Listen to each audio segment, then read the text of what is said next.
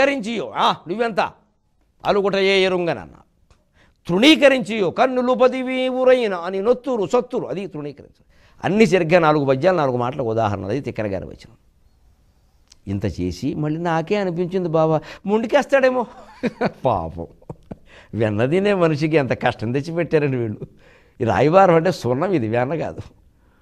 గోపికల కవిగిట్లో హాయిగా ఉండే మనిషికి దుర్యోధనుడు కవిగిలు వచ్చింది సంత ధృతరాష్ట్రుడు కవిగిలేను మళ్ళీ వెంటనే అనుకున్నట్టు పాపం కార్యంబు భగ్నం ఒకటి కొల్లక వెండియో శాంతవచనంబులు పలికితి పరమాత్మ ఏమనాలయ్యా నీ దయని ఎంత తాపత్రయపడతావు జీవుల కోసం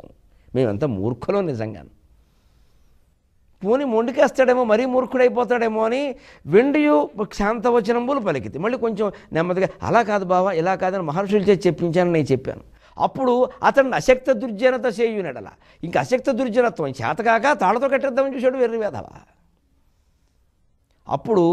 అమానుషంబులకు కొన్ని వెడమాయలను బన్ని పెక్కు పోకలను పోయేది ఇది గమనించండి విశ్వరూప సందర్శనం చూపించా నేనేమిటో చెప్పా అహమాఢ్యోభిజనవానస్మి కోన్యోస్తు సుదృశోమయ యక్షేదాస్యామి మోదృశ్యే ఇత్యజ్ఞాన విమోహితా భగవద్గీతలో చెప్పిన మాట ఒక్క మాట కూడా వ్యతిరేకంగా శ్రీకృష్ణ జీవితం ఉండదు నేనే గొప్పవాణ్ణి నేనే విశ్వరూపం చూపించా దెమ్మ తిరిగిందయా 4 పడ్డారు కింద ధృతరాష్ట్రుడు ఏమడిగాడు తెలుసా గుడ్డాడికి కళ్ళు ఇచ్చా ఇవన్నీ చెప్పట్లా ఎందుకంటే పరమాత్మ ఎన్నికల్లో నిలబడ్డాం ఆయనకు ఓట్లు అక్కర్లేదు దాన్ని ఎంత మామూలుగా చెబుతున్నానంటే వాడు పనికిరాని పని ఏదో చేద్దామని చూశాడు అశక్త దుర్జనత చేతకాని వాడు ఏదో చేస్తారు కదా దుర్జనత్వం ఇంకా ఏం చేయలేక వందిద్దామని చూస్తే అమానుషంబులకు కొన్ని వెడమాయలను పన్ని పెక్కుపోకలని పోయింది పెక్కుపోకలు ఏమిటండి విశ్వరూపం చూపించానని చెప్పకుండా ఏవో చేశానులే అంటే ఏమిటి విశ్వరూపం అనగానే అర్జునుడు ధర్మ బావా ఓసారి ఈ సినిమా సెకండ్ షోనా అడుగుతారు మరి విశ్వరూపం చూపించావా అది ఏమిటో ఎలా ఉంటుంది మరి ఫిల్టర్ కాఫీ కూర్చో అక్కడ అంత తేలిగ్గా చూపించరు వాళ్ళకి చూపించే పరిస్థితి వచ్చినప్పుడు చూపిస్తారు అందుకని దాన్ని అలా కవరేజ్ ఏదో చేశానులే ఇంకంటే ఆ వివరాలన్నీ చెబితే అడుగుతారు మళ్ళీ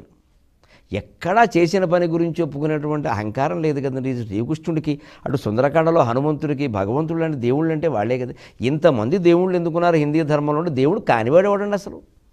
ఇంతమంది మంచివాళ్ళు ఇంతమంది సమర్థులు ఇంతమంది వ్యక్తిత్వ వికాస సంపన్నులు ఇంతమంది ఆత్మవిశ్వాస పరులు ఇంతమంది పరమాత్మ విశ్వాసం ఉన్నవాళ్ళు ఉంటే కాబట్టే మన ధర్మంలో ఇంతమంది ఉన్నారు వేరే చోట ఒక్కడెందుకు అంటే ఒక్కడే మిగిలిన వాళ్ళకి ఏం లేవు మరి డొక్క ఏం చేద్దాం మనకి ఇంతమంది అనుకుని ఇంతమంది గొప్పవాళ్ళే